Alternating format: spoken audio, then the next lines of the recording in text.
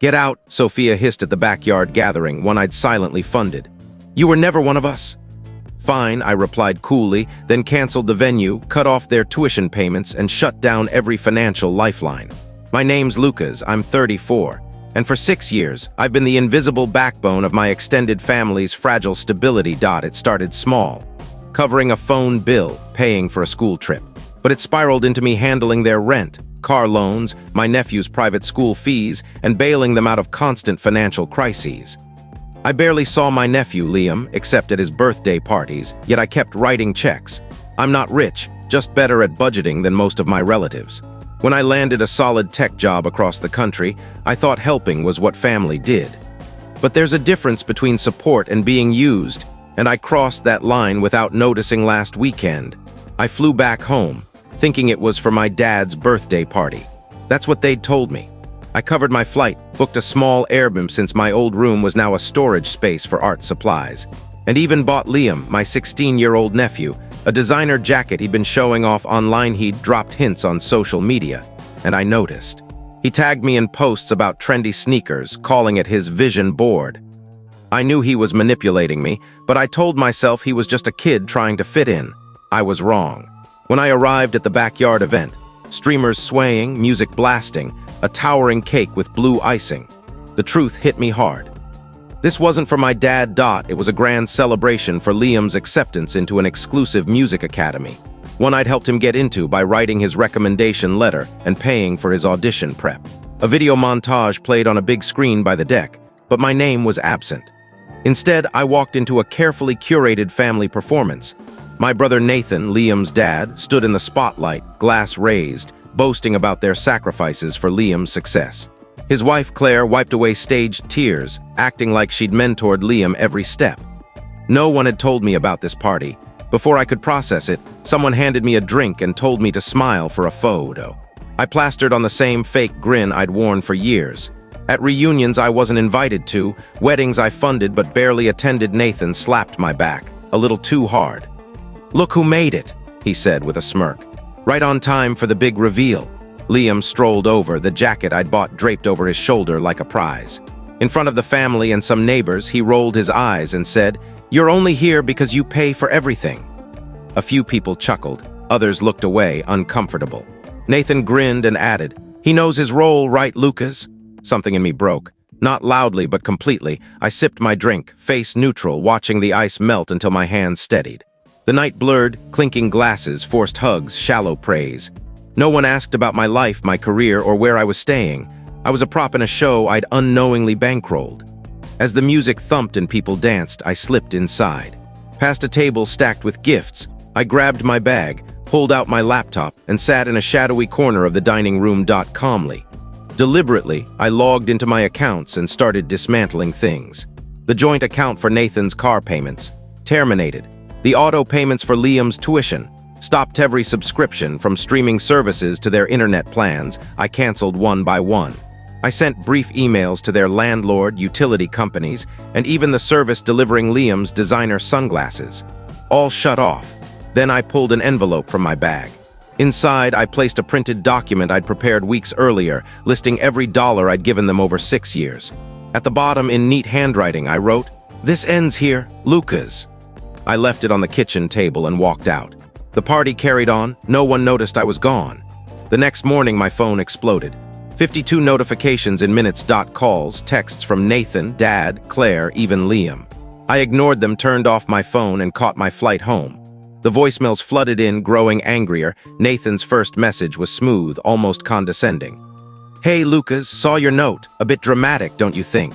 Could have just talked to me. Call back, yeah."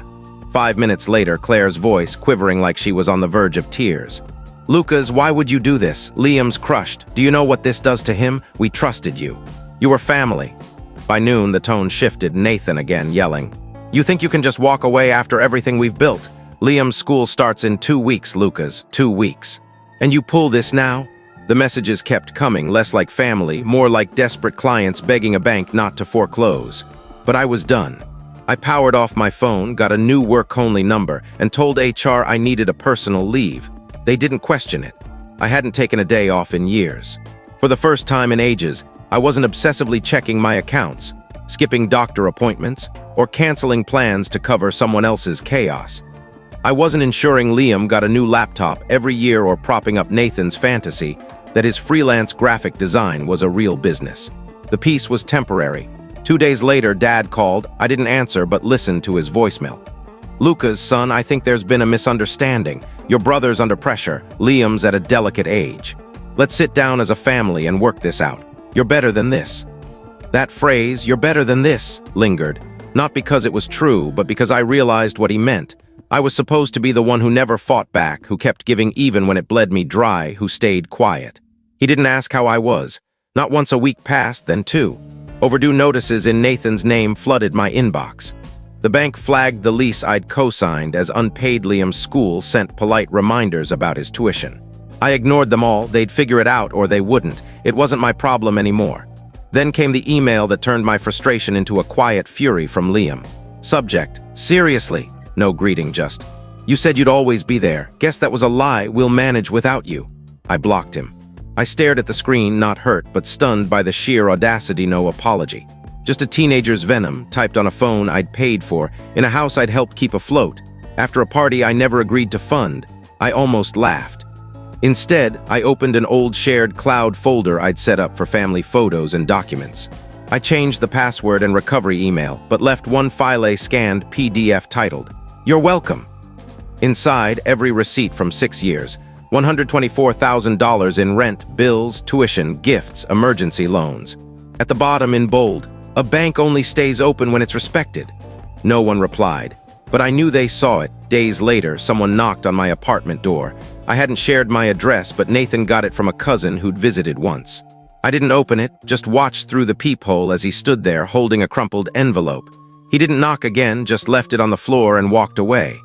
I waited, then picked it up. Inside, a scrawled note, angry and rushed. "Forget who raised you. Don't forget who was there before your money. You don't abandon family. You'll come back. You always do." No signature, just those words. That night, I changed my locks, packed a small bag, and scheduled a meeting with a lawyer to cut any remaining ties. But things escalated when I got a call, not from Nathan or Dad, but from Liam's school. Not about tuition, but to tell me he'd been withdrawn. The payments hadn't just stopped. They'd bounced. Hours later, another call from an unfamiliar number. "Lucas," a shaky voice said. "This is Principal Carter. Liam listed you as his emergency contact. We can't reach his parents." My tea sat cold on the counter as my pulse quickened. Not from fear, but from something heavier I couldn't name. "I'm listening," I said, a long pause. "I don't usually call like this," she said. But Liam had an incident, not violent, but serious. He broke down in the counselor's office, tearing up his notebooks, saying it's all pointless without school. He kept saying you abandoned him. A hollow ache settled in my chest. Not guilt, but a faint sorrow. I'd always wondered if Liam was more than just entitled. Maybe, deep down, he was a scared kid clinging to the only stable figure he had. Me. "He's with his mom now," the principal added. "But he asked for you. I think hearing from you would help." I thanked her, hung up, and stared at my phone like it was a loaded gun. That night in my quiet one-bedroom apartment, I pulled out old notebooks from 2019. Inside were goals I'd shelved. Savings plans, investment ideas, dreams of financial independence. At the bottom of one page, I'd written after Nathan asked for a $10,000 loan for a t-shirt business. "Don't bankrupt yourself to fix someone else's holes." Spent years trying to save a family that wasn't sinking. They were just comfortable letting me carry them. When I stopped, they didn't reflect. They lashed out as if I'd broken a system they depended on. But Liam wasn't Nathan. That's what made it messy, that one thread I couldn't quite sever. The next morning, I called him. He didn't answer at first, and I was relieved. But he called back 5 minutes later, his voice soft, not sharp. "Uncle Lucas," I leaned back, staring at the ceiling. "Hey, kid, you stopped talking to us?" he asked after a pause. I could have lied, blamed work, but I didn't. "They treated me like a wallet," I said, his breath caught. I added, "Not you, not always, you just grew up in it." Silence, heavy with meaning. "I didn't mean what I said at the party," he whispered. "About you only being there for money. I thought it'd be funny. Dad laughed, so I thought you would too." I said softly, "Liam, you don't need to be cruel to feel important." More silence, then a small crack in his voice. "I'm scared," he said. "Everything's falling apart. Dad's always mad. Mom cries in the garage. They said we might lose the house. They blaming you." Of course they did. That's what people like Nathan do, turn boundaries into betrayal, play the victim when they're the ones who broke things. No, I said, I didn't leave because I stopped caring, I left because I started caring about myself. I heard him stifle a sob. I miss you, he whispered. I closed my eyes. I know, I said. After the call, I didn't cry or feel victorious. I just sat letting it sink in. Days later, Nathan called, not angry this time, but desperate. He wanted to meet. Mentioned the envelope, sounded exhausted. I agreed, but only somewhere neutral, no family, no houses, just us. 2 days later, I walked into a diner and froze. Nathan looked different older, worn like someone who'd felt the weight of consequences. He didn't greet me, just slid a folder across the table. I opened it and stopped breathing. A legal notice from debt collectors. $89,000, with my name still listed as cosigner, liable. You didn't remove me, I said, voice flat. You swore you would.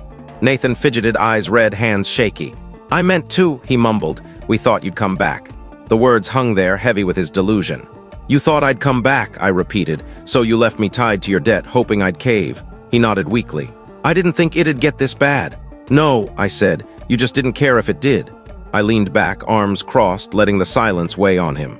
I wanted him to feel the distance between us, not just my anger, but my clarity. He broke first. I know we messed up, he said, voice low. Liam's struggling. Claire might leave, the collectors won't stop, and now Liam's out of school. He was never my responsibility, I cut in. You made him mine because it was easier than parenting. He flinched, but I pressed on. You lived off my money and called it family. You let your son humiliate me and you laughed. I wasn't your brother, I was your bank. I didn't know you hated us this much, he said quietly. I don't, I said. If I did, I wouldn't have helped at all, but love without limits just destroys you. He went silent, then tried one last desperate plea. You could fix this, he said. Call the collectors, pay the minimum, give us time. You know how to manage money, you care about Liam. My jaw tightened. I reached into my bag, pulled out a thin folder and slid it across the table. What's this? He asked. My lawyer's contact, I said.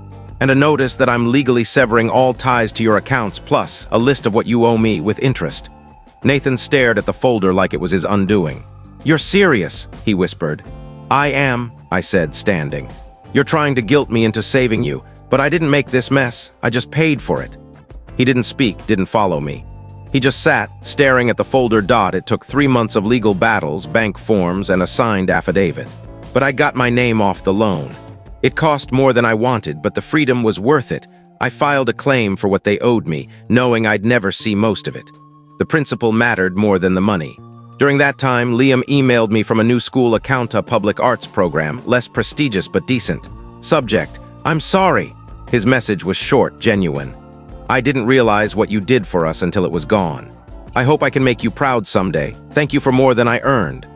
I cried for the first time in years, not from guilt, but because it meant something. Maybe not to the adults, but to him, someone who could still change. I replied, you're already on your way. Keep going. Dad left 2 voicemails in December wanting to reconnect for the holidays. I didn't call back. I sent a simple card with one line. Sometimes space is the best gift. He never reached out again. Months later, a courthouse notice arrived. Nathan filed for bankruptcy. They lost the house. I didn't gloat or feel justified. I just filed the paper in a folder labeled closure.